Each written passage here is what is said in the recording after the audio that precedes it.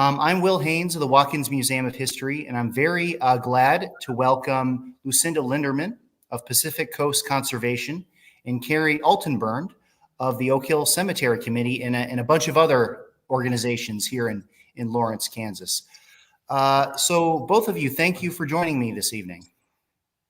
Thank you for having us. Yes. Of course. So I have a question that both of you can answer, and I didn't run this one by you ahead of time, but I think you can readily answer this question. So let's say that I have relatives buried in a local cemetery, or I'm an enthusiast about preserving cemeteries, and I want to clean some headstones. Should I just buy some chemicals and go to the cemetery and start scrubbing away? What do you think? No. No. But you can eventually. Okay. Eventually I can. Yes. Good to know. There's a learning curve. Not a steep one, but there is a learning curve. Okay, good. All right, well, with that set up, let's start with you, Lucinda. Could you describe what Pacific Coast Conservation is all about and your role with the company? So Pacific Coast Conservation is a conservation of art and monument company. And so we care for outdoor sculptures and monuments, gravestones, cultural heritage is what we take care of that's located outside and readily available to everyone. We're versed in caring for many different types of materials, which you often see in graveyards. We care for wood, stone, metal, painted sculpture, bronze. So our area is kind of material science and understanding how those materials react with human interaction and with climate interaction. A lot of our job is education as well, kind of explaining, the things that happen with these outdoor monuments. And we do travel around the U.S. doing this type of work where we're doing conservation, cleaning, and training. Yeah, I know you're quite well-traveled. Does PCC have clients other than cemeteries? We know that you do a lot of work with cemeteries, but do you work with other clients as well? Yes, we do a lot of public art collections. So a lot of war memorials and monuments, again, anything that's cultural heritage that's outside, except for buildings, but we do fountains as well, but a lot of monuments. Of course. So speaking of monuments, what considerations go into your work in conserving monuments and cemetery stones, and what kind of damage do you typically see? Conserving cemeteries is quite a bit different because you have, it's so readily available to everyone, and everyone that's coming to visit has a personal stake in the cemetery. So it's much more interactive than what I see with public art. And, we want to encourage that.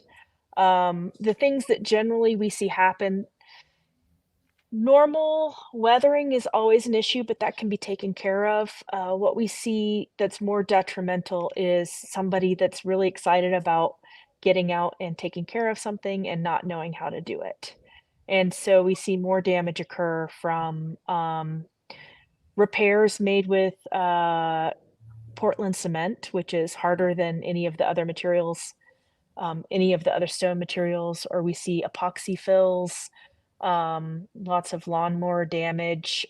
We see like people have planted beautiful plants and then they've moved on and the plants have overgrown and created root issues through stones, or the extra humidity against the stones can cause problems. So lots of issues that can go wrong from human interaction, but a lot of it's usually well-intentioned. Of course, yeah. So describe how you got connected with Oak Hill Cemetery and the work that you did here in Lawrence. The Watkins Museum contacted us, and we worked in collaboration with them, and I believe the Friends of Oak Hill Cemetery, Mhm. um, and the manager of the cemetery. And the Friends of Oak Hill Cemetery in Watkins was amazing because they provided a lot of the labor and they did a lot of the cleaning and assisting us so that we could treat a lot more while we were there and focus on the work that needed more skilled labor. Excellent. Well, Carrie, that leads me right into Yeah. talking with you. So, the Friends of Oak Hill Cemetery was the original name of your organization, and originally you weren't affiliated with the Watkins, at least not officially. So, tell us, like, how that group got started and why it got started. Well, in 2017, Shannon Hodges and several other people became concerned that the cemetery was not being, that the headstones, many of the headstones were not being conserved properly, and that there was a lot of deterioration. Specifically, she'd been there a number of times, sort of adopted it herself. And one particular headstone she found broken that she had seen just before that. It was little Charlie, actually. It was a very small headstone. And that got her to form the Friends of Oak Hill Cemetery, a nonprofit. Well, that wasn't a nonprofit. It didn't have any profit, but it wasn't any official. It was just a friends organization, a group of interested citizens. And we worked with the city to improve things there. And then in summer of 2002, we merged with the Douglas County Historical Society Board to form the Oak Hill Cemetery Committee, which is an official board committee, permanent board committee, which has given us a lot more influence, I suppose is the right way, a lot more resources, being able to tap into the extensive network of the Historical Society and get information out. And that was about the same. The friends were working on the project to bring the conservators here. And so that all happened about the same time, going from the Friends to the Oak Hill Cemetery Committee when Lucinda and her group were here that first fall. So that's pretty much, and we've been working ever since to do that. We've been having a lot of headstone cleanings. We schedule when the weather's nice, one a month, and sometimes other people just take the products out that have already been trained and go out and do it. And that was the important thing. Lucinda's group showed us the proper way to do it. Once again, it's not hard, but it is important to use the right products, avoid the wrong tools as if they had plague on them, and so we don't damage. It's almost like the physicians, do no damage, whatever you do. First, do no harm. First, do no Yes. harm. That's Yeah. the primary thing. And the only way you can do that is to know what you're doing to start with. Absolutely. Yeah. So, I'm sorry, Lucinda, did you have something to add there? No, I'm thrilled. I'm absolutely thrilled that they came in and assisted and that they're going. Occasionally, I get texts asking me questions, and it's wonderful to see that kind of involvement and care taken for the cemetery. Absolutely, it is. Yeah. Yes, we've probably cleaned 600 since It's we first were incredible. trained. I was just about to ask you some of your accomplishments. Before we go into that, I know some people are probably wondering this. What is the committee's relationship with Lawrence Parks and Recreation, which has oversight over the cemeteries? Well, we work with them. We work with Mitch Young, the supervisor of the cemetery. He brings in major supplies when we need them. We're having the 48 state tour event in July. Oh, We're the Kansas ones this year. And he's going to supply all of the needed gravel and everything else that was needed, like they did for Lucinda's group.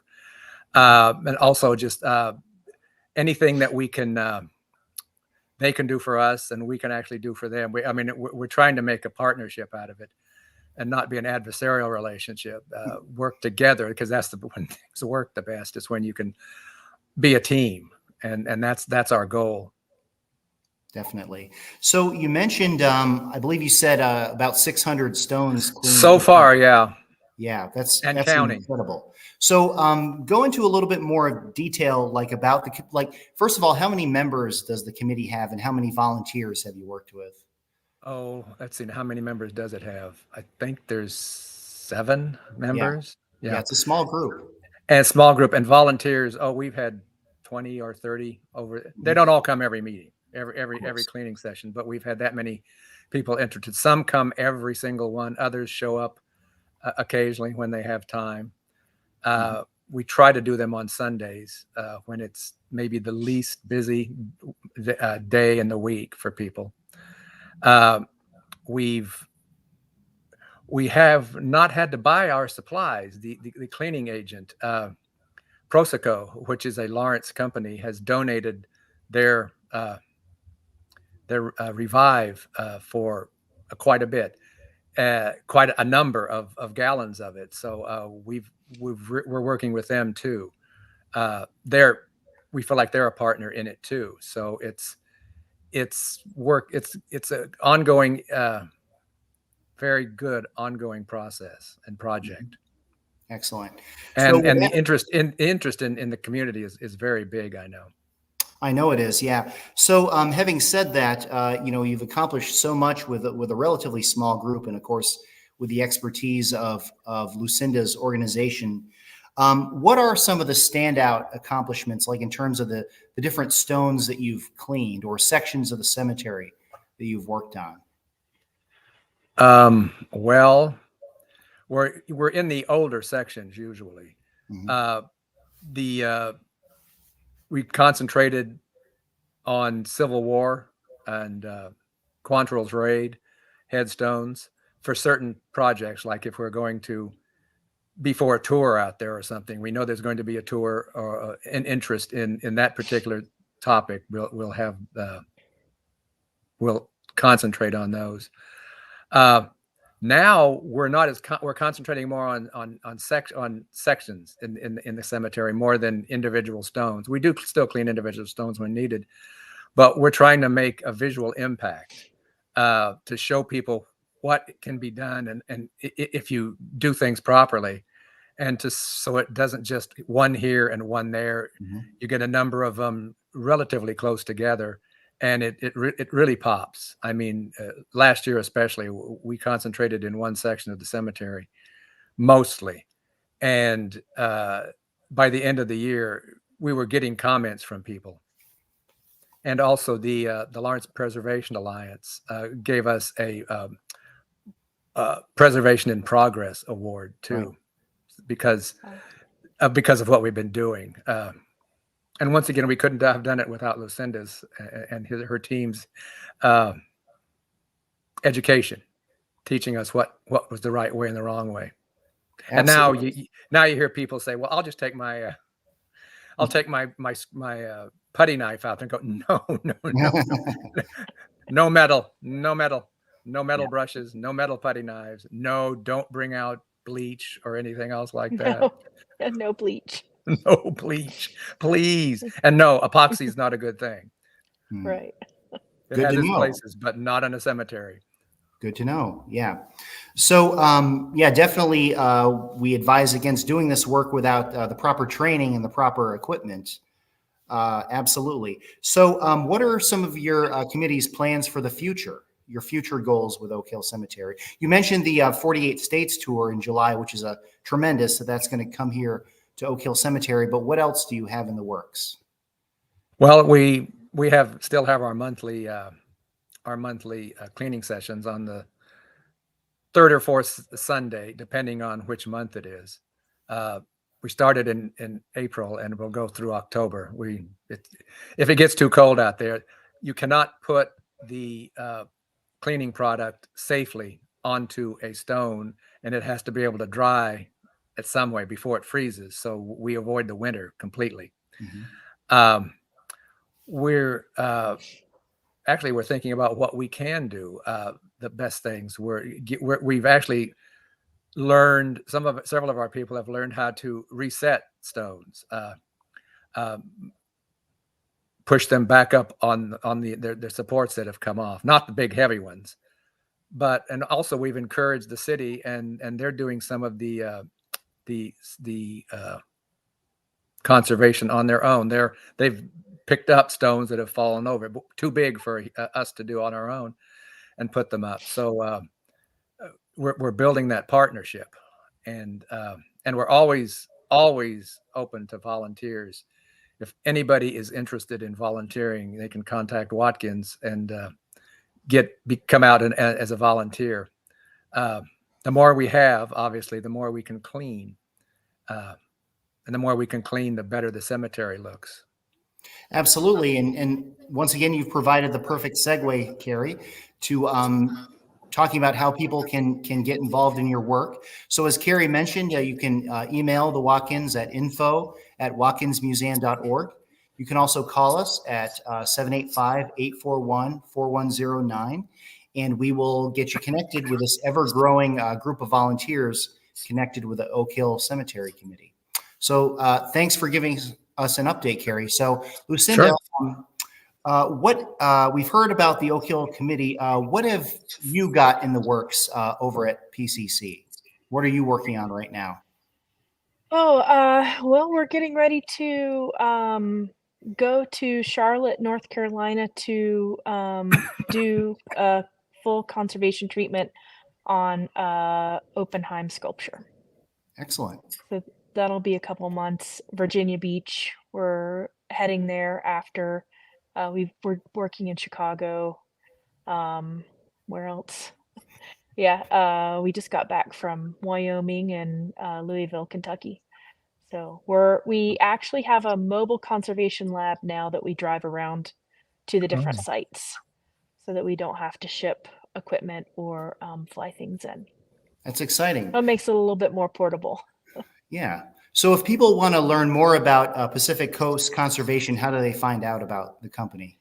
We have a website. It's should be pacificcoastconservation.com, or Google us, and anyone's welcome to reach out to me as well. I'm Lucinda at Pacific Coast Conservation, and we'll stop in your city on the way to any of our other places.